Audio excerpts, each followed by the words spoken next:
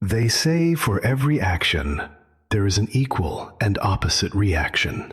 But in the digital world, for every line of code, there is a cascade of unpredictable consequences. We live in a world built by logic, run by algorithms, yet governed by beautiful, glorious chaos. Every crash, hack, breakthrough, it's all just a node in a vast network. Welcome to Connected Components of Chaos, the show where we prove that inside every system, failure is a fascinating graph waiting to be discovered. I'm James, and let's map the madness. Yo, check the complex science of the metropolis. Seeing the method to the madness, word to the scholars. It's all connected, every piece got a purpose. Word up. Connected components of chaos. Yeah, we breaking it all down for ya. Connected components of chaos.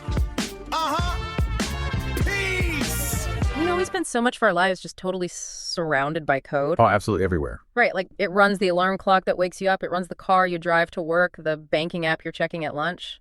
And we just type commands, we hit run, and magic happens. Exactly. Usually magic happens. That definitely feels like magic. But strictly speaking, it's engineering. Just very, very hidden engineering. Yeah, and that's exactly what we're obsessing over today. Because we rarely stop to think about the actual mechanism that turns human language, which, is messy and chaotic, into the precise rigid electricity running through a silicon chip. It's a huge gap to bridge. It really is.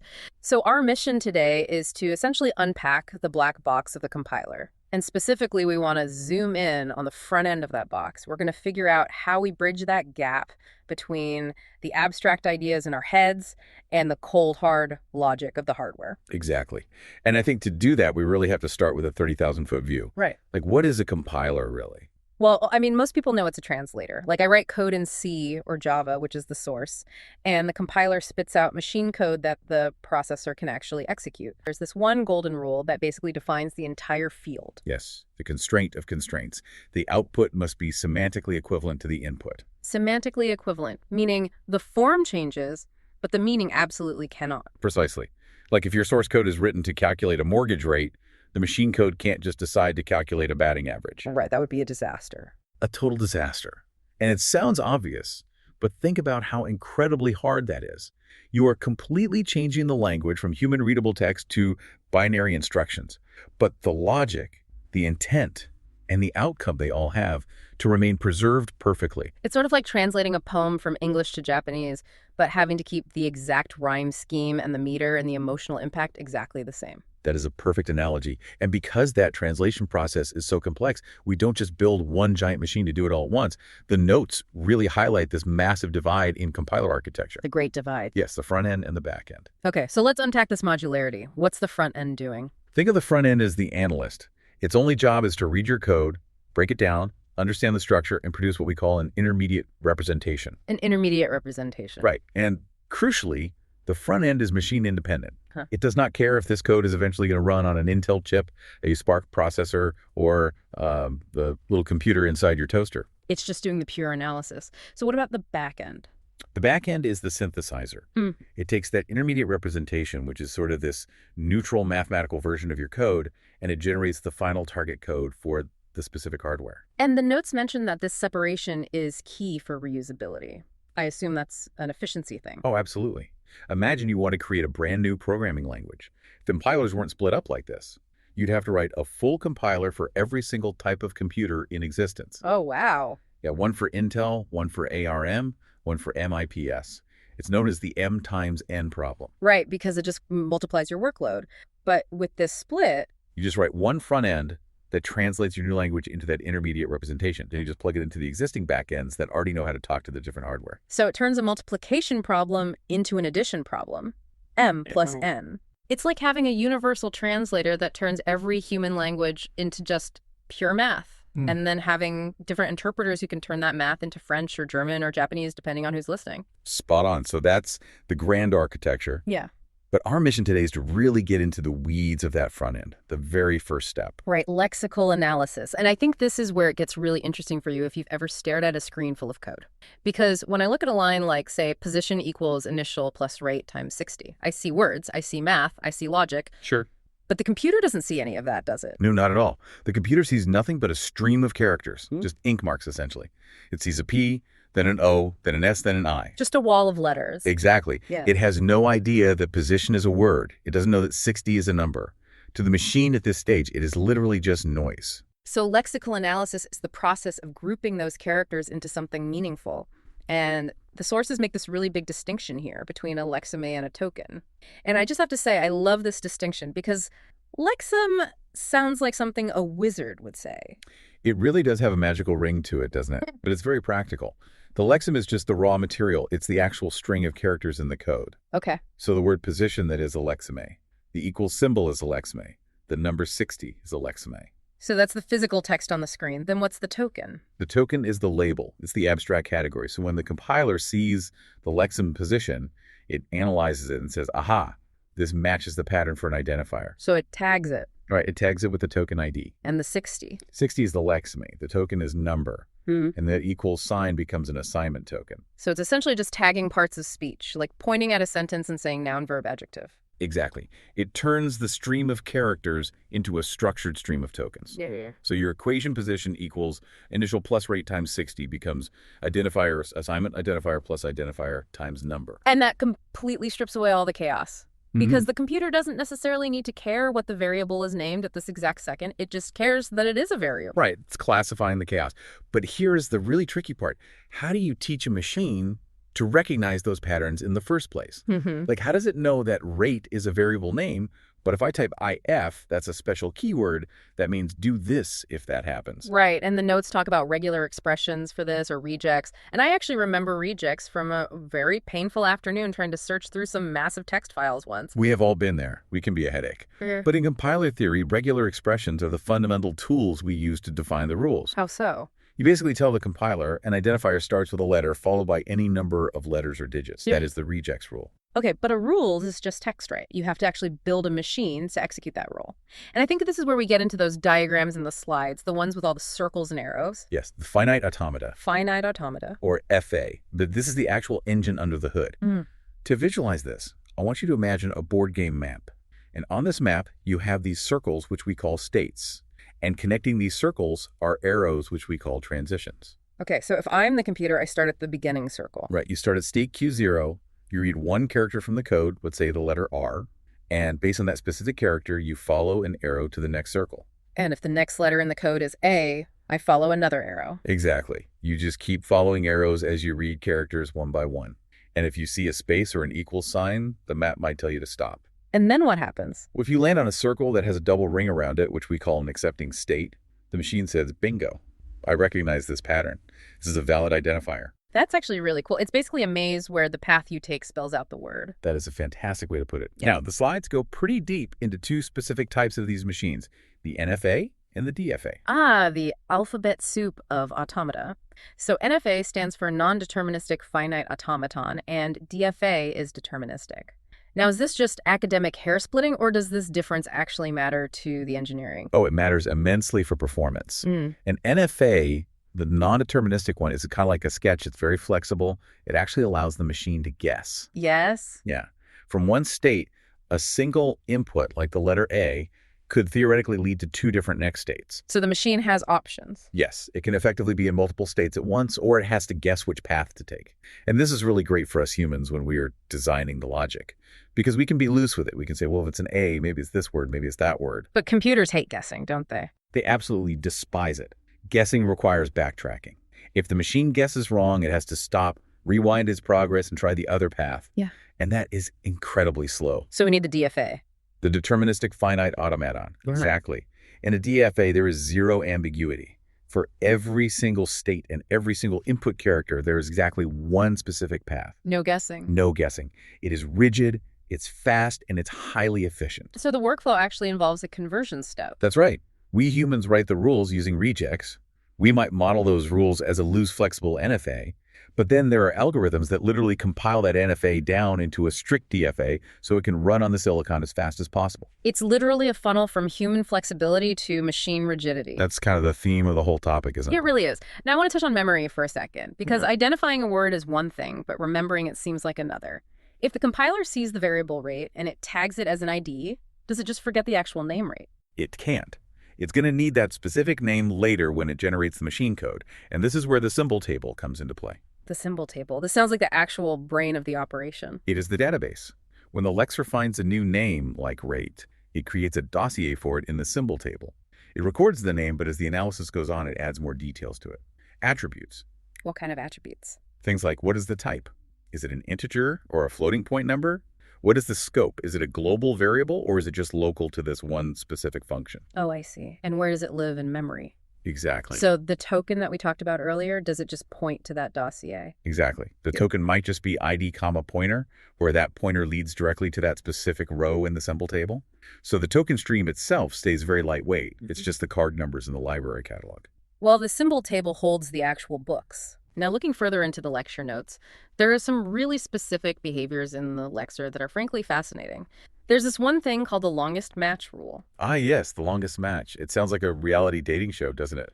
Tonight on Longest Match. But I assume this is actually about parsing strings. It is. It solves a very specific kind of ambiguity. Imagine your code contains a variable named the nutcracker. All one word. Okay, the nutcracker. Now, the first four letters are THEN. That spells then. And in a lot of programming languages, then, is a reserved keyword, like in an if-then statement. Oh, right. So why doesn't the compiler just stop at then mark it as a keyword and leave utcracker as some weird separate thing? Because of the longest match rule. The lexer is inherently greedy.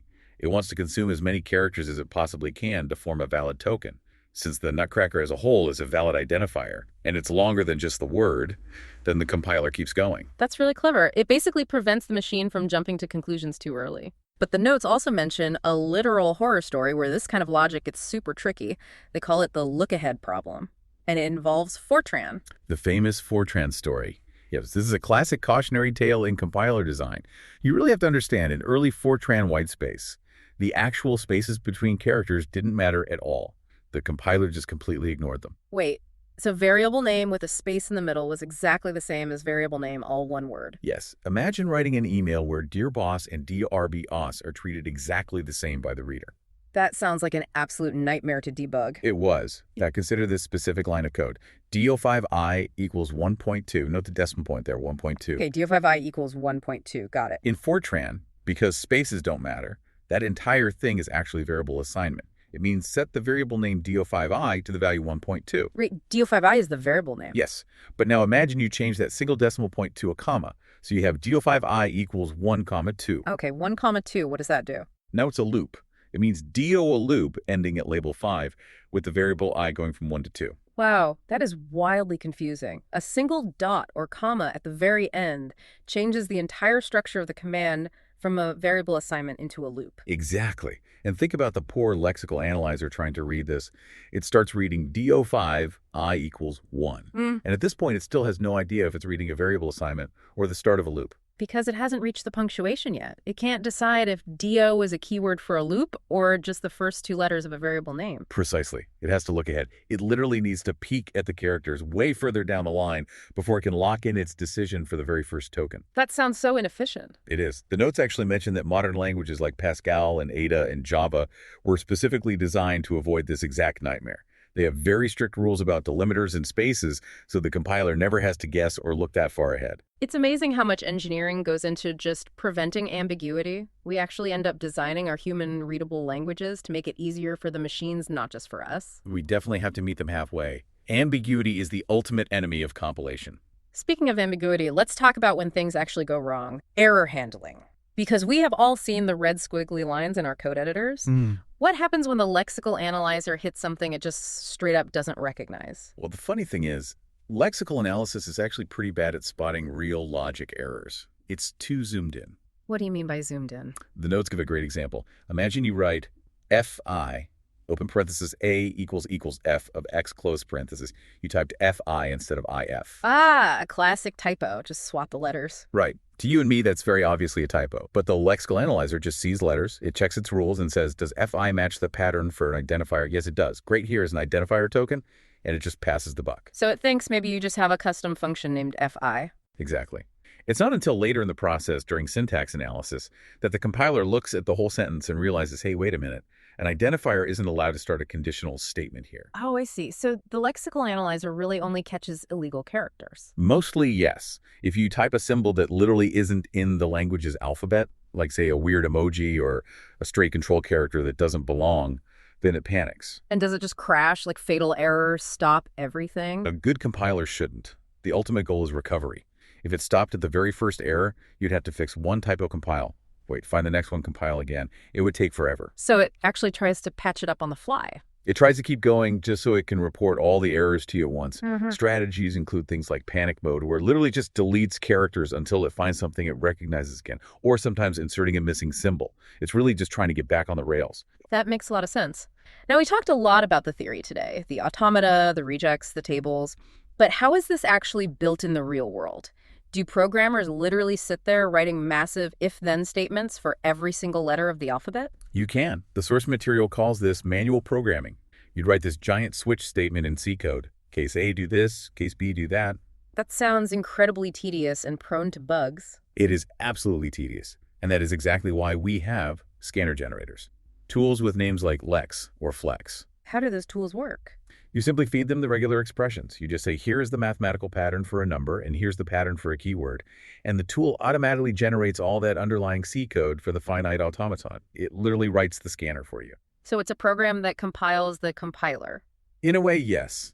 It automates the tedious part so the engineers can focus on the actual language design. That really seems to be a recurring theme here. We just keep building higher and higher layers of abstraction so we don't have to think about the messy, rigid details underneath. That is the entire history of computer science in a nutshell. So just to recap our journey into the black box for you today, we start with a source program, which to the computer is really just a chaotic, meaningless stream of characters. And the front end's job is to analyze this. Right. Specifically, the lexical analyzer acts as the very first filter. It uses the logic of finite automata to group those characters into tokens, these meaningful abstract units.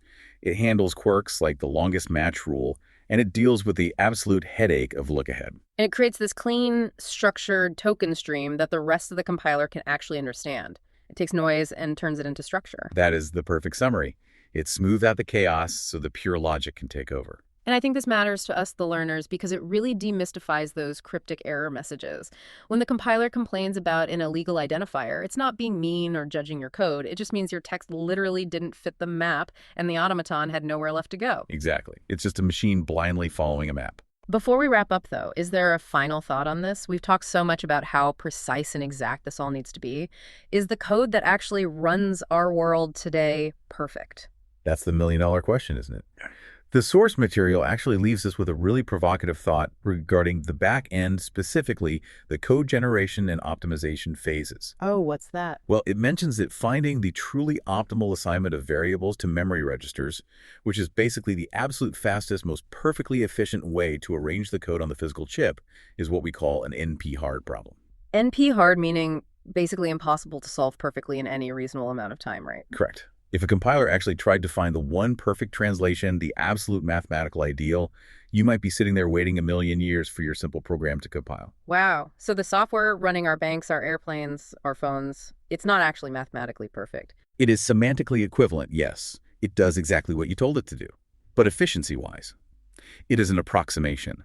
Compilers rely heavily on heuristics, best guesses. They use algorithms that are simply good enough. So we trade perfection just for speed. We do. And I think there's something very human about that, actually. Even in the cold, rigid logic of silicon and automated compilers, we're really just doing the best we can with educated guesses. Good enough is what allows the modern world to run. Precisely. That is a fantastic place to leave it. Thank you for listening to this deep dive into the connected components of chaos.